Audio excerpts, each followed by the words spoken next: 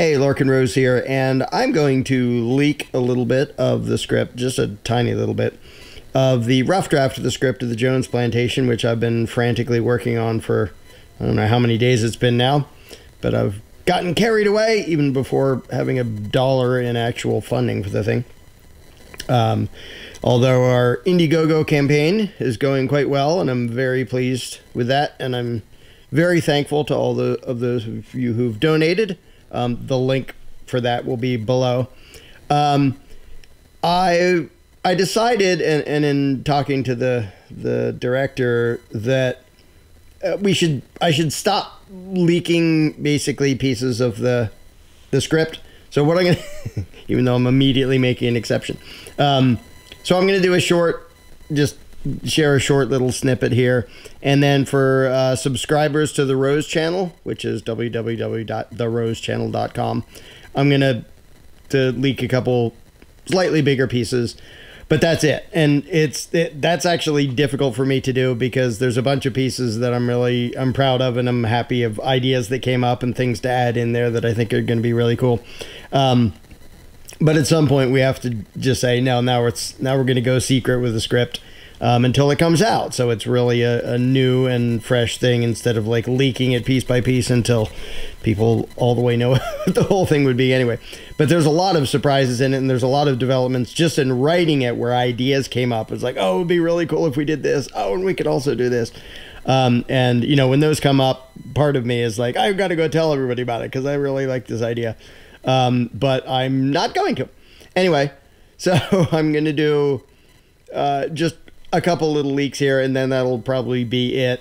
We've mentioned on various shows some other stuff about the script, but it's you know, it has more impact if somebody gets the entire presentation the way it's supposed to be instead of getting it in bits and pieces. I mean, to me, it's sort of like music. If I was writing a big piece of music, I wouldn't say, look, here's this little riff I figured out, and later here's this little part. Like, it all goes together to make one big picture. So for the most part, we're going to sort of go quiet on the script after this, except for a few people are going to get the actual script who maybe, you know, have the resources or the connections to really make it happen.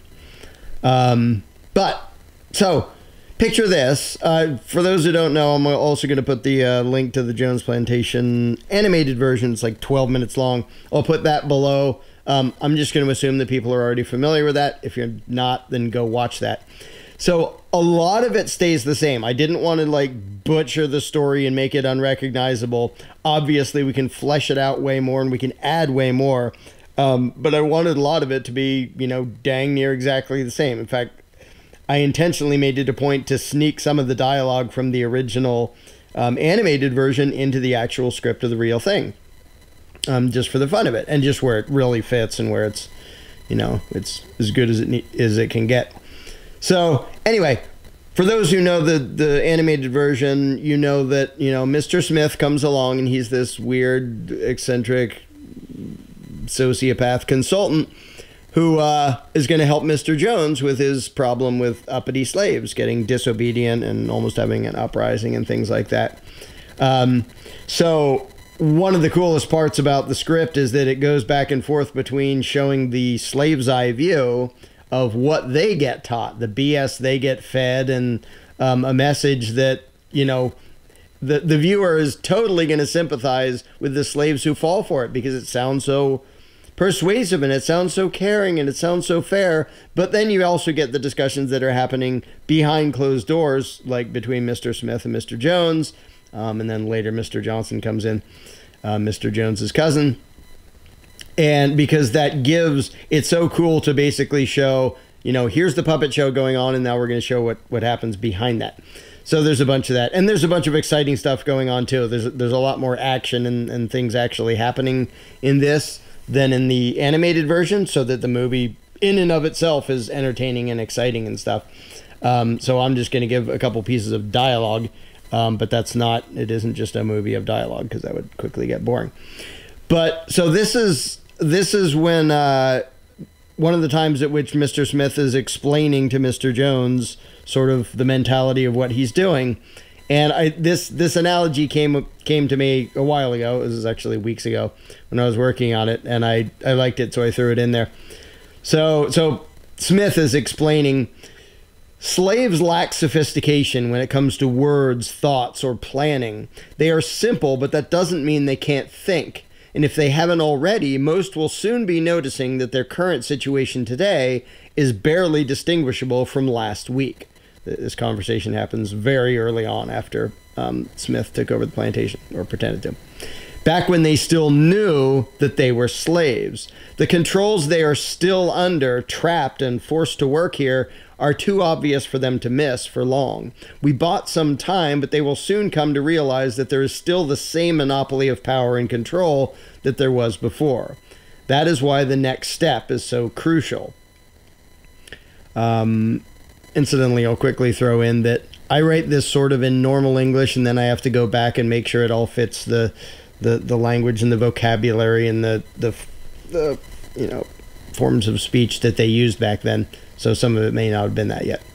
So anyway, so Mr. Smith is basically explaining, yeah, we gave them a speech and told them they're free, but then we also showed they're still trapped. They're going to figure it out, which is why the next step is so important. And then Mr. Jones flippantly says, let me guess, now that you've freed them, you want to give them the vote. And Mr. Johnson chuckles at that. Mr. Smith leans over and says, exactly and precisely. Even the simplest animals, if they feel cornered and without other options, will turn and attack. But if you allow them even the illusion of another option, they will usually take it. And Mr. Smith is this weirdo who sometimes carries a python around his neck, a big ball python.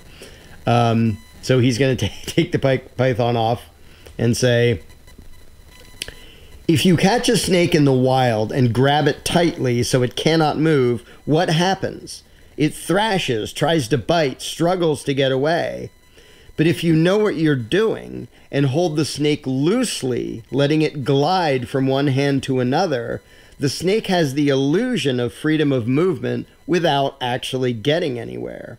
Eventually, the snake tires and stops, baffled but not combative. To make it passive, you must let it have some way to try to achieve freedom, even when it has no chance of success. Just changing what it perceives its options to be transforms it from a trapped, angry, aggressive animal into a somewhat confused, yet tired, helpless, and passive thing. So I thought that was a fun little example to use, and he can like hold the snake while he's talking about it. And I'm actually having a lot of fun writing the dialogue for Mr. Smith, even though he's a creepy sociopath, because the whole point of this is to show the nature of the people who gravitate towards positions of power, and the people like behind the scenes who are running the evil authoritarian garbage. And it's fun to expose that, even though it's also really ugly and creepy. Like, on a bunch of occasions, I've creeped myself out with the dialogue of, ew, this is so slimy, because it would work so well on so many people that it creeps me out to do that. So anyway, just thought I'd drop that little tidbit, just so people can have a little taste of one tiny little thing in it. Now, the subscribers of the Rose channel will get a couple bigger tidbits than that. But that's about all for now. And yeah, because, we'll talk about various other developments, but yeah, at this point, we're not going to talk a whole lot more about the script. So yeehaw, but we really appreciate the support. Oh, by the way, if we don't, it's a flexible campaign. So it's not like if we don't get 125 grand in the first 30 days, which looks pretty unlikely, then it's not going to happen. At this point, it's pretty much a done deal that it's going to happen. Now, what we have to work with will determine how good it can be. But right now, like post-production, that comes way later. Pre-production hasn't even happened. Like, theoretically, we're not even at the point where I'm supposed to be starting writing the script, because I haven't been paid anything yet. But I don't care. I'm way more than half done, at least the rough draft of the script. But for now, this is a very good start that I'm very happy with, and we will make this one way or another. Like I said, if we get a bunch more support, it can be a bunch better. But at this point, I think I dare to say that, yeah, this thing's going to happen. And the more of you, the more you guys can help out, the better it's going to look. And as I've mentioned before, I'm writing the screenplay. Of course, the director has lots of input on that, and we'll compromise, and it'll go through a million different drafts. But after that, I'm not doing that much on the movie. Like, we're having a real, the director is a director. I haven't done that. I don't know what I'm doing. We'll have a real, director of photography and all that. We have a sound guy lined up and all sorts of stuff.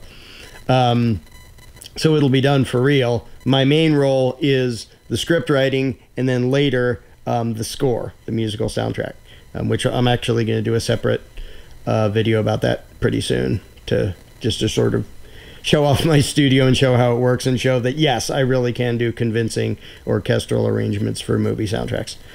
For those who think, oh, no, he's going to do that. He doesn't know what he's doing, does he? Does he know how to do that? Yeah, I actually do. And I'll demonstrate that in an upcoming video. But that's all for now. Except if you're a subscriber to the Rose channel, this video will continue on with more.